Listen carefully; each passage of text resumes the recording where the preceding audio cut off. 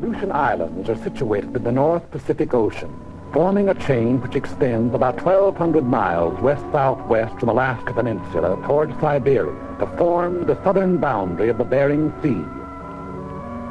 The Aleutians comprise 4 groups, the Fox, Andreanoff, Rat, and Mere Islands, and constitute part of the territory of Alaska, USA.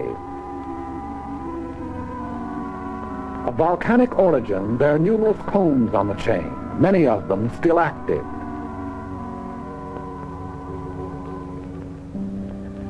The coasts are rocky and surf-worn, rising immediately from the water in steep, bold mountains.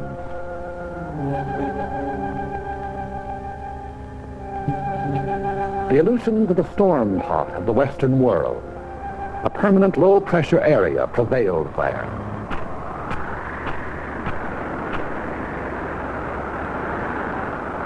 Cold air masses from the polar regions flow with a shearing effect against the warm, moisture-laden air masses over the Japanese current to form cyclonic disturbances.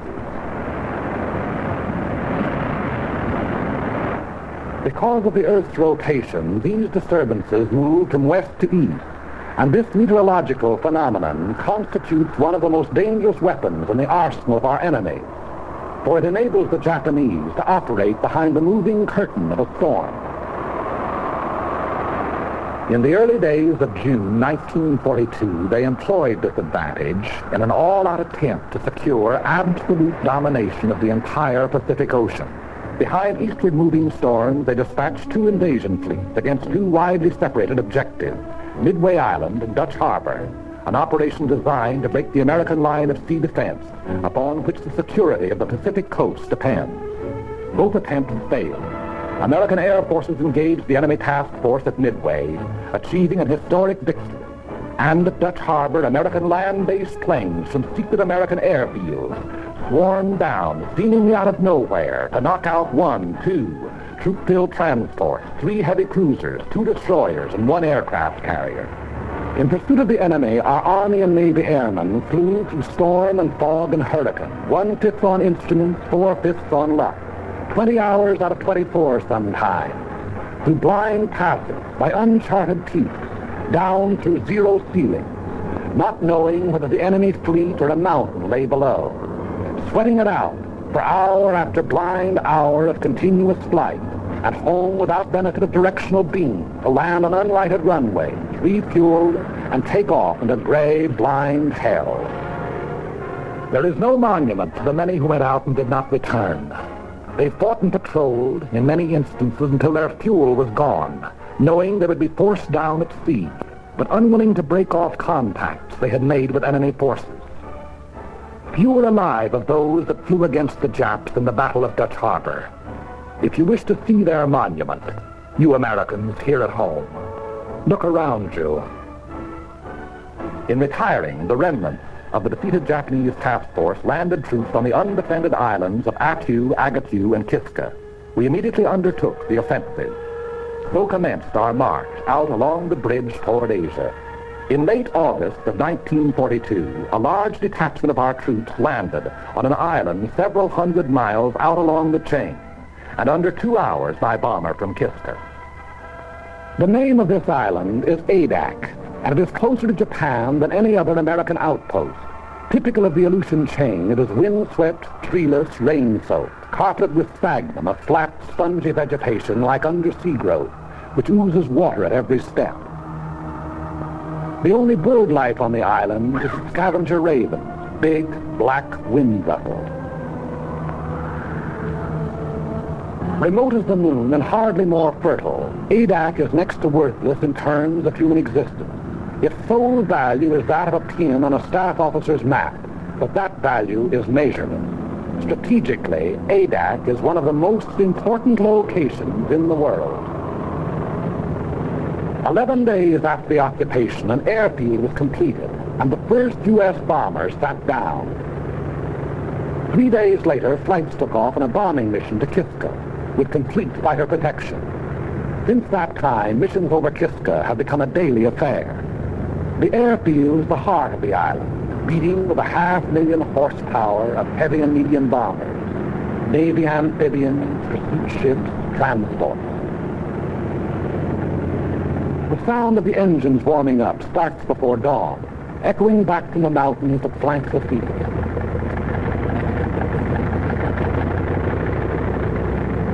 Every day, weather permitting, the bombers take off on at least one mission.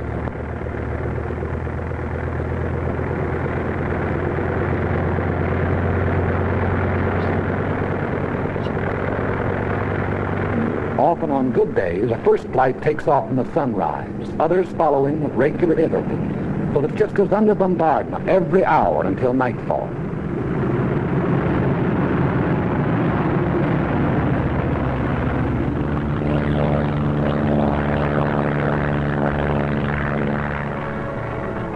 Equal in importance to the airfield, and without which the airfield could not exist, is Adak's excellent harbor. Landlocked on three sides with a natural island breakwater, it enables heavy draft vessels to come inshore and unload by lighter under almost any weather conditions. If the airfield is the heart of Adak, the harbor is its hungry mouth. Its demands are ever on the increase. By day and by night, freighters, tankers, transports deposit munitions, supplies, men upon the beach. Standing guard over all the defense installations, coastal battery, anti-aircraft emplacement, machine gun posts. There is nothing vulnerable about Adak any longer.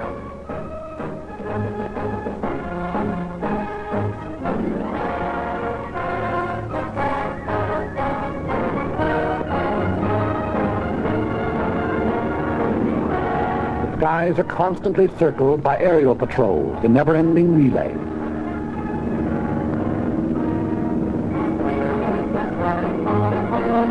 PT boats, those seagoing in-fighters, stand by in readiness for a surprise landing attempt. Offshore, destroyers keep endless vigil, slipping like ghosts through the fog, challenging each hull-down speck of an approaching vessel on the horizon. Listening with their undersea ears to the beat of an engine, scanning the seas with a tuneful periscope, standing rugged duty on the Bering Patrol, or slipping into port on the flank of a convoy.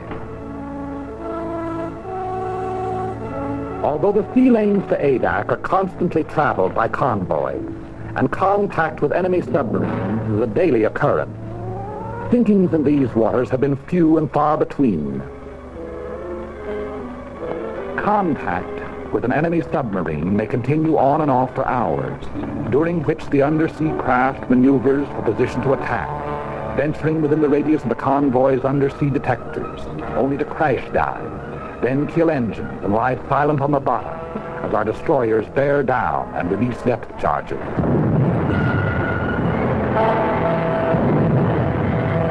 Our destroyers and Navy reconnaissance have held the undersea enemy well in check. The flow of men, munitions, and supplies flows ceaselessly on.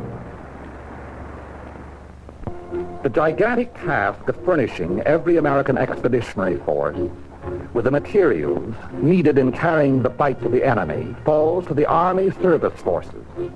ASF is the bloodstream of our whole military body, maintaining its every organ and muscle.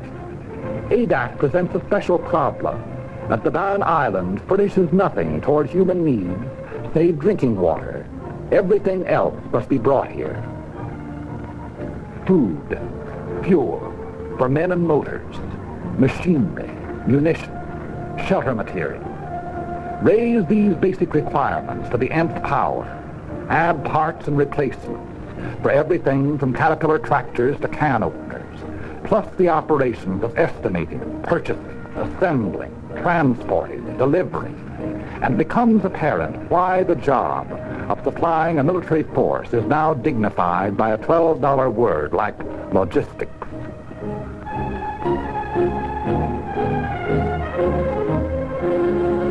Since the original landing, the manpower of Adak has been constantly augmented. Where before it was hundreds, now it is thousands. Troops arrive after a voyage that may take anywhere from a week to a month, depending on the sea route. But it took more than a single month to land them here. The months of training that toughened them to rigors of wind and weather, that taught them to handle their weapons, that made them into soldiers.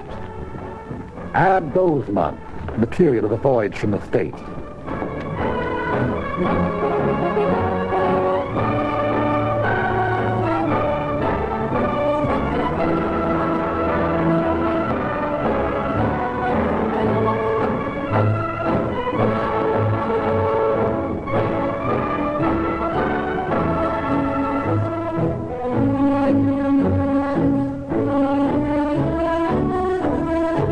On Adak, down-eastern accents mixed with Texas drawls and Middle Western twangs and Brooklynese. Bookkeepers, grocery clerks, college men, and dirt farmers. That is, of course, ex-dirt farmers, ex-bookkeepers, ex-college men. Soldiers now, as though all their lives they'd been nothing but.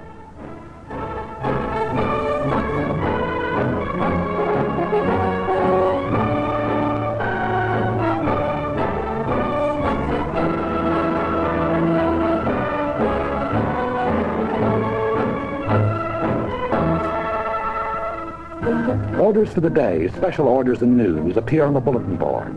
Since newspapers and magazines are usually from a month to 3 months out of date, these radioed news flashes are the only means by which the soldier knows what's going on outside. No fresh meat, no green vegetables, powdered eggs, tinned bully beef, potatoes, canned tomatoes, peanut butter, canned fruit, and coffee make up the basic diet.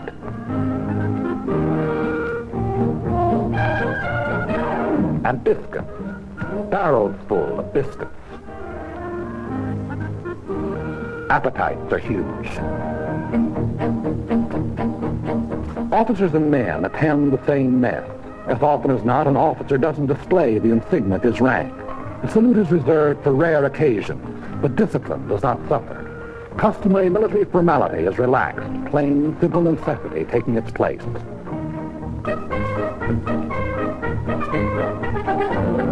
After months in an outpost like Adak, there is a tendency on the part of the soldier to think and live only in terms of the present. That faraway world from which he came begins to seem like a dream to him. A letter in his hand is proof of the reality of that world, of Saturday night dances, jalopies and ice cream sodas, of sport pages and shaving in the same mirror with the old man. A letter means more than his paycheck to the soldier. If he happens to be in the Air Corps, he'd gladly make an extra flight over Kiska for one more letter.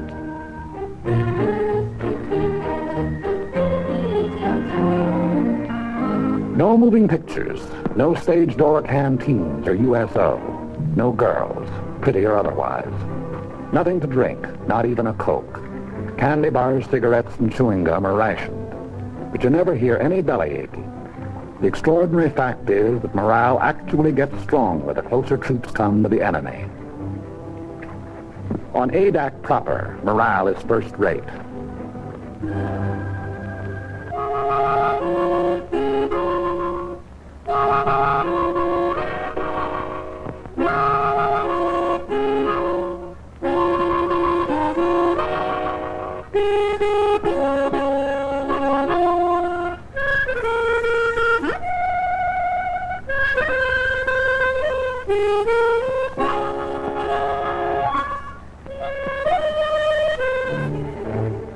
The site of the airfield was originally a shallow tidal lagoon.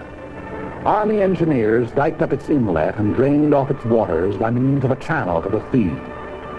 It was their resourcefulness in exploiting a natural formation which made possible the completion of the field in 10 days and 11 nights, for the work never ceased. Bulldozers shifted thousands of tons of the lava ash which composed the bed of the lagoon. Not a new gain to the Corps that built the Panama Canal.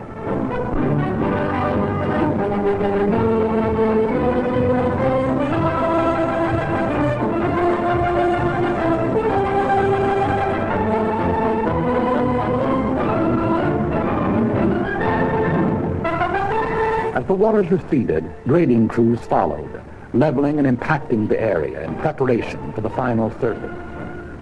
This surface is not to be the usual concrete runway of an airport, but a steel one, whose sections had been prefabricated in American mills. It was put down, by the infantry of course, in 36 hours.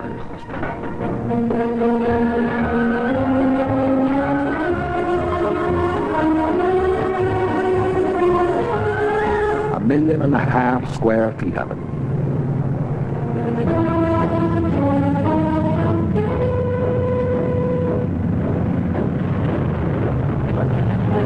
From then on, only the severest weather kept our planes grounded.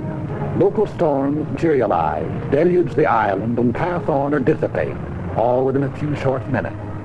It's a land of cloudbursts and rainbows. If you don't like the weather, wait a minute, the soldier says. Everything the weatherman has to offer may be had in a single day. Downpours, hurricane winds, hail, snow, fog, sleet, and sunshine. It is not so much bad weather as changing weather that makes flying hazardous to the uninitiated there. A new pilot must learn to side-slip through local squalls and sit her down in a field rimmed by mountains and under a half-foot of water.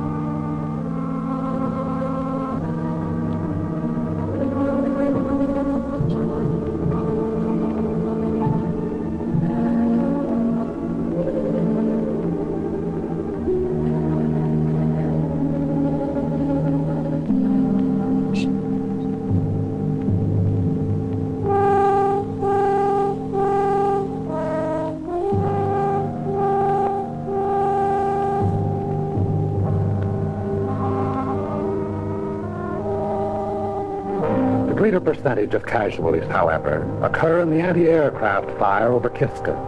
As a rule, our bombers make it back, but often they are sorely crippled and wounded or dead aboard.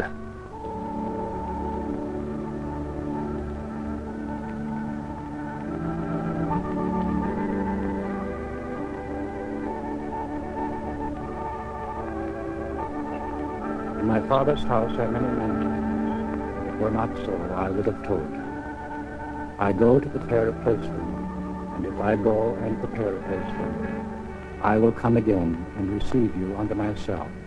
And where I am, there ye may be also. And whither I go, ye know, and the way ye know.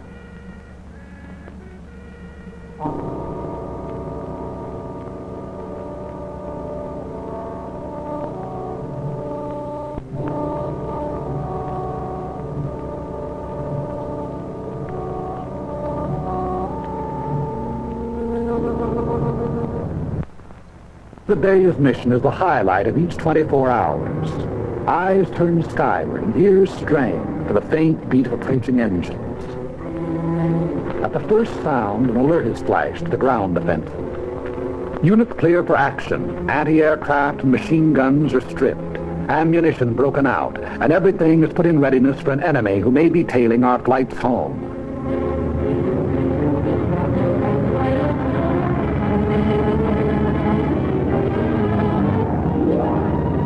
Six bombers went out, and 6 are coming back.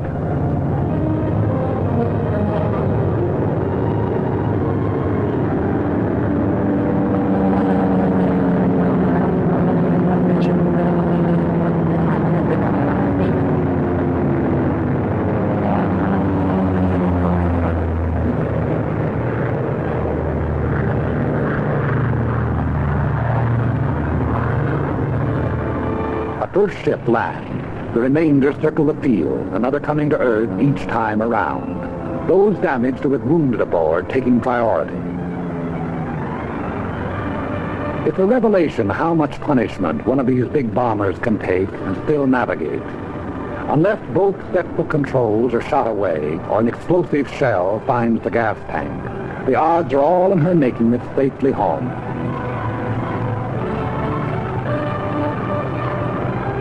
Anyone who's been over will tell you that the most wonderful ride in the world is the ride back from Kiska. No matter if two engines have conked out and daylight is pouring through the wing, there's just something about the scenery on the way home.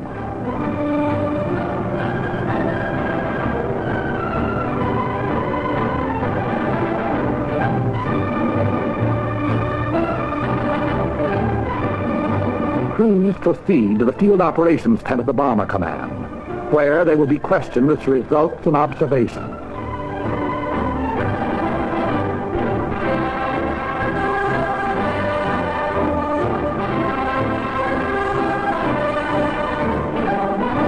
Their jigsaw reports taken singly are compared and cross-checked until a complete and accurate record of the operation has been assembled. Thereafter they're dismissed, with nothing to do till tomorrow but eat, drink, and be merry. I've got jolly, I've got sixpence to black me all my life. I've got tuppence to spend, and tuppence to lend, and tuppence to send home to my wife. No cares have I to grieve me, no pretty little girls to deceive me. I'm as happy as a king, believe me, as we go rolling home. Rolling home, rolling home, rolling home, rolling home, by the light of the silvery moon. Happy is the day when the airman gets his pay, as we go rolling home. But Adak's tomorrow begins today with a directive from Kodiak Island. A photographic ship accompanies missions to Kiska. It's tasked to follow the bombers over their target, recording the immediate results of the bombardment, also enemy defense activities, new installations, camouflage. These photographs are studied by specialist interpreters and submitted with comments to the General and his staff officers, Colonel William Prince and Colonel C.M. McCorkle.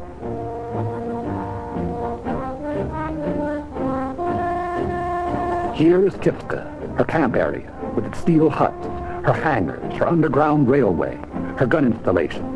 Kiska, one of the hottest spots on the earth, or above. The main objectives in any mission from Adak are the destruction of enemy shipping en route to Kiska, destruction of installations on the island, harassing of enemy personnel. When the broader aspects of the operation have been decided upon, the senior officers of the bomber and fighter units work out its details. Among considerations in planning a mission are the type of aircraft to be employed, the weight and type of bomb, the time, altitude, and direction of the attack. All of these are interrelated, a change of one influencing all the others. The overall determining factor is weather.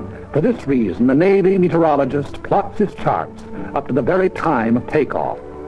A change of weather at the last moment may mean a complete revision of tomorrow's plans. Tomorrow is Sunday.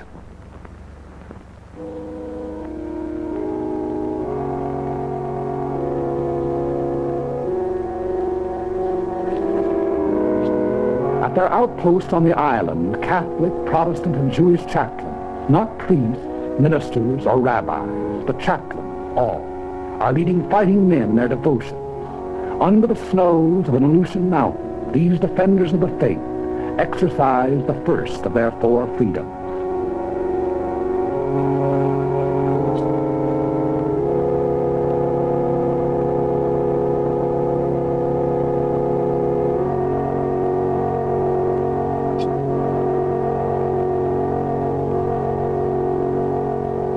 But so far as the business of war is concerned, Sunday on Adak is like any other day. There's a mission going out at 13 o'clock. Bombs must be brought down to the field from their camouflage dumps.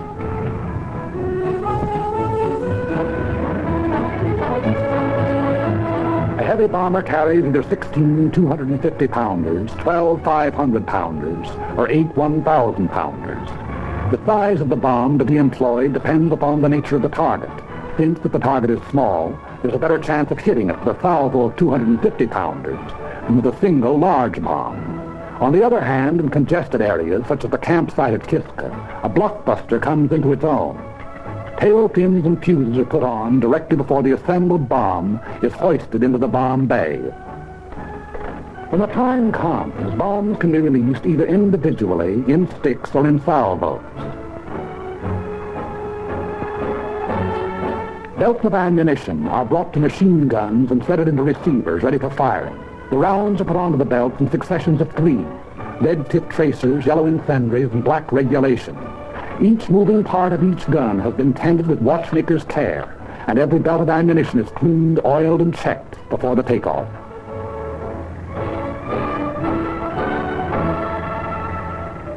It is 12:40 o'clock, and the pilots who are going to fly the mission receive final instruction.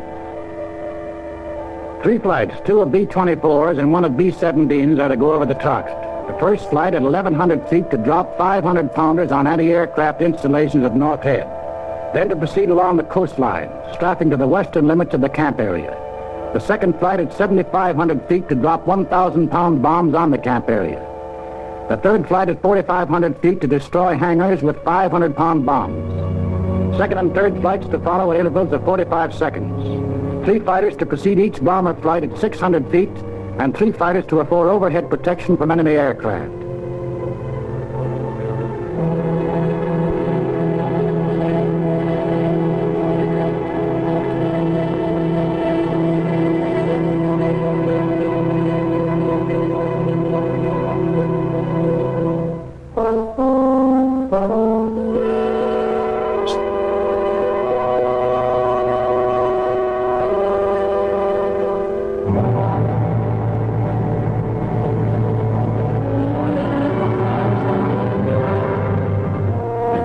Crews begin to assemble around the ship, awaiting the appearance of their officers.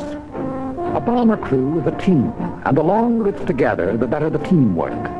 Theirs is a mutual responsibility. The safety of the ship and the lives of all the others may depend on any single member. Trust, respect are implicit in such a relationship if it is to endure. Maybe in the beginning you don't like the color of a guy's hair, but if he's all there at his job, you'll get to like it fine. Enlisted men eat, sleep, fly together. Their voices on the intercom become familiar, easy to understand, and understanding is vital. Every gunner knows the quality of every other's marksmanship and courage. The navigator can plot a 1,000-mile course over open sea and make a landfall. 8 men can testify. Trust and respect for the bombardier, the radio operator, the engineer, co-pilot, and trust and respect for the ship they fly. A monument ought to be put up to that pre-war fraternity of high school speed maniacs, for out of their ranks, our fighter pilots are largely drawn. They bring to their hazardous undertakings split-second judgment, inspiration, daring. Lieutenant George I. Riddell, 12 strapping missions over Kiska. Lieutenant Hawley P. Mill, 14 missions. Lieutenant Lyle A. Bean, 13 missions. Major Milton Ashton, 15 missions. Lieutenant Henry J. Stankowski, 11 missions. Colonel Jack Chenault, son of General Chenault of the Flying Tigers. Colonel Jack has a 0 on a submarine to his credit. A last-minute weather observation is made. The word is given to go. It's good luck and over the hill.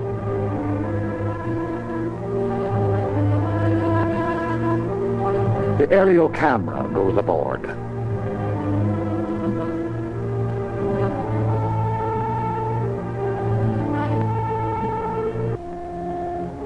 The bomber pilot informs his crew the exact part their ship is to play in the mission. Your bomber pilot is of a different breed to your fighter.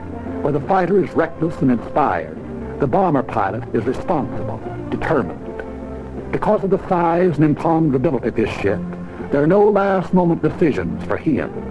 And besides the big, intricate, costly piece of machinery that a heavy bomber is, he has the lives of 6 or 8 others to think about. 100 men, 9 bombers, 12 fighters, are setting out to attack and immobilize 10,000 men behind naval and military defenses. This is the significance of aerial supremacy. But behind this supremacy lies the enormous system which makes it possible for the ships to take off. ASF, Naval Convoy, Army Air Transport, the Corps of Engineers, Army and Navy Intelligence, Signal Corps, Ordnance, and Ground Forces. These have done their part for today. The stage is set. Rehearsals are over. The actors are ready. The curtain is going up. But this is no make-believe drama. They will be playing for keeps.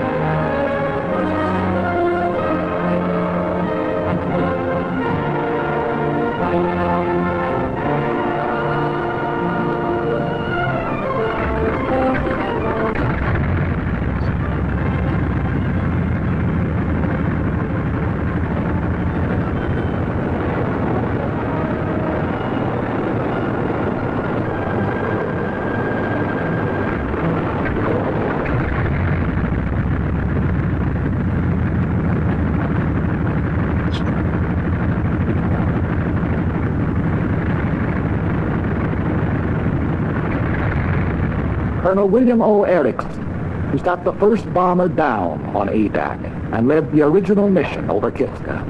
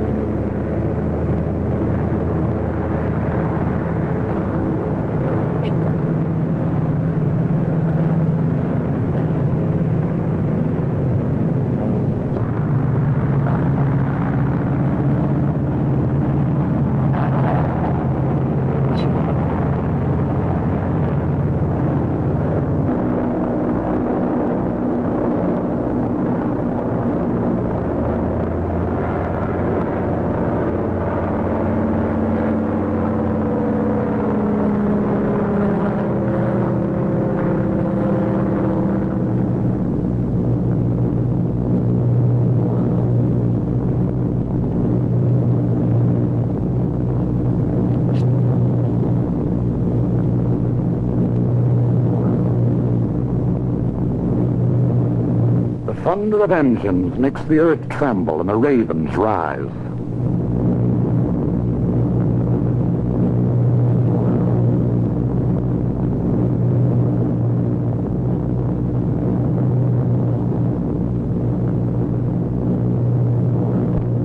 The echelon proceeds toward Kiska. It's about an hour and 3/4 from Adak to Kiska, one of the most hotly defended of enemy-held areas. Kiska is also one of the most strongly fortified. The Japs have dug in like so many moles. An estimated force of 10,000 goes underground at the sound of our approaching engines. We cannot by air attack hope to annihilate. We can only harass the force on Kiska, cripple the island's defense, keep the enemy from adding to its resources, while we build our own fighting strength to the day and the hour when we shall undertake a landing operation.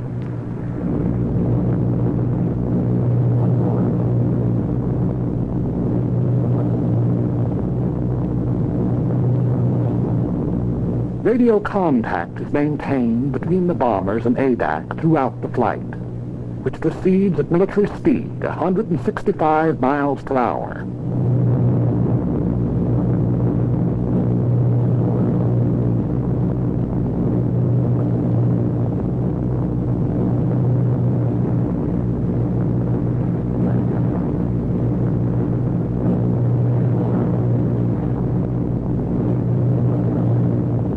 During the first part of the journey, the waist guns are swung into position, turret mechanisms tested, and trial rounds fired.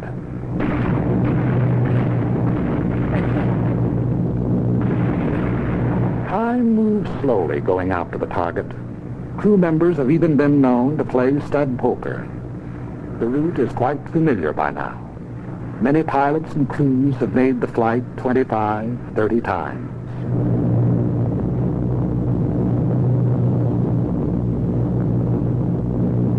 Along about the time Amchitka is sighted, they begin to look out for enemy planes. The men whose regular job it is say no matter how often a fellow's gone over, he always feels funny up there over Kiska. At a signal from the squadron leader, the pilots will open throttle, and the planes will go into the bombing run. For a minute and a half to 2 minutes, they will proceed at level flight in an absolutely straight line toward the target, thereby enabling the bombardier to make his computation: wind velocity, speed, temperature, altitude, drift.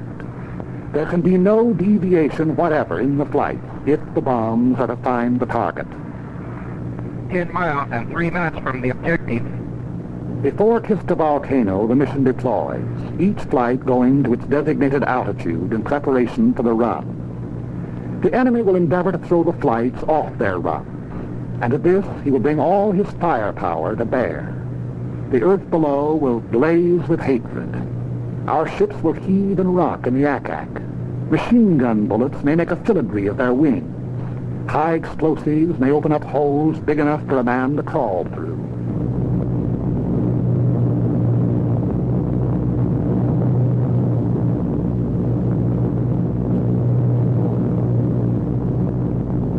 Little Kiska, outer defense of Kiska Harbor. Bomb bay doors open. Bomb bay doors open. 6 degrees, I don't. The object is to hit the target, not to avoid anti-aircraft. Remember this, you're just as liable to run into it as away from it. The best way is to forget what's happening outside and make the run by instruments. That way, if it comes, well, you just look over your shoulder and see a man with a long beard and you say, "Good morning, Father Abraham."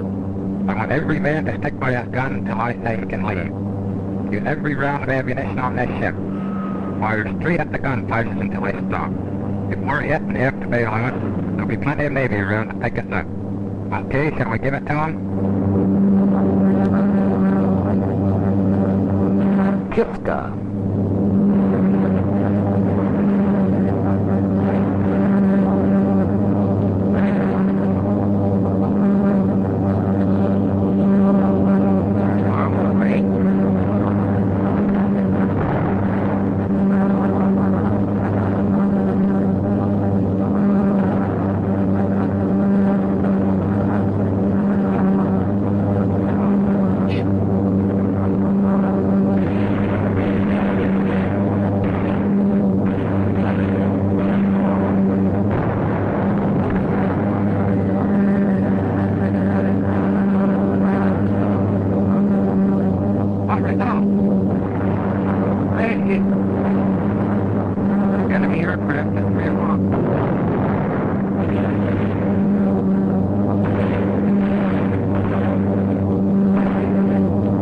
Second flight, low altitude.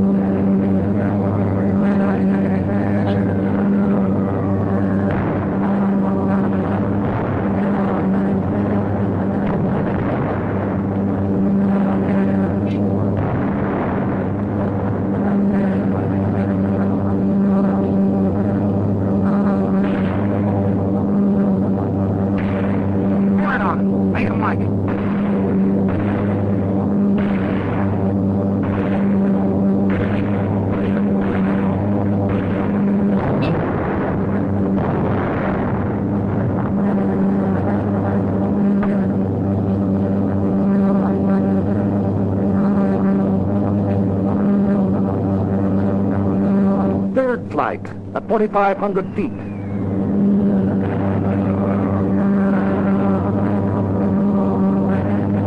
On the way.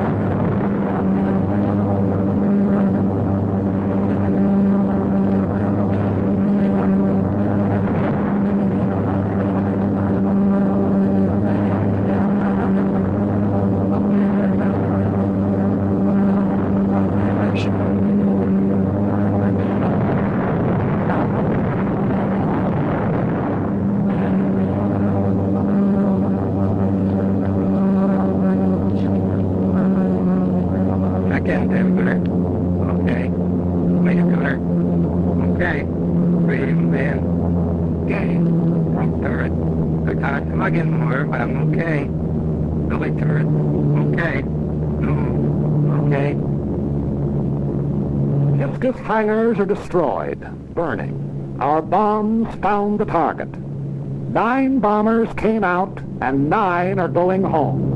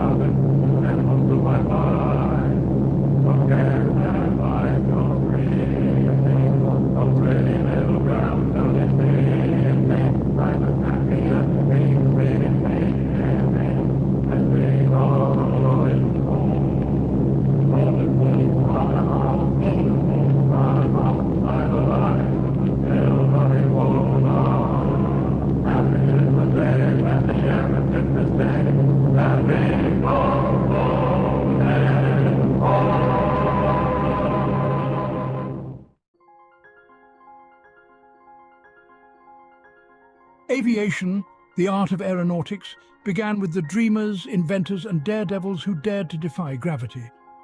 The journey of aviation was nurtured by pioneers like the Wright brothers, whose first flight marked a historic milestone. The role of aircrafts in world wars was groundbreaking, dramatically changing warfare strategies. This initiated a technological evolution in aviation, transforming the simplistic wings of a biplane into the thunderous roar of jet engines. Let's journey through the ages of aviation. Behind every great aircraft, there were great minds. These visionaries, like Sir Frank Whittle, the innovator of the turbojet engine, redefined air travel. Then there's Skunkworks' Kelly Johnson, the genius behind the SR-71 Blackbird. His designs combined speed, stealth, and power, crafting machines that dominated the heavens. The contributions of these pioneers have left an indelible mark on the canvas of aviation, shaping the course of history and inspiring generations of engineers and aviators. Each epoch in aviation history gave birth to extraordinary aircrafts, each with their own unique features and roles. The Lockheed SR-71 Blackbird was a marvel of speed and stealth. The Airfield 105 Thunderchief, a supersonic fighter bomber, was vital in the Vietnam War. The P-51 Mustang, a long-range fighter, was critical in World War II. The P-47 Thunderbolt, a heavyweight fighter, was used extensively in the same war. The A-10 Thunderbolt II, the Warthog, is a close air support icon. The Messerschmitt Me-262 marked a leap forward in aviation technology. Each of these game changers were instrumental in their eras, and their legacies still resonate today. Beyond the game changers, there are those that have transcended their practical roles to become icons. The Concorde was not just an aircraft, it was a supersonic symbol of luxury and speed. The B-52 Stratofortress, a strategic bomber, is an icon of power and resilience. These magnificent machines and others like them have become much more than just aircrafts. They are enduring icons that encapsulate the audacious spirit, the relentless innovation, and the boundless ambition that define the world of aviation.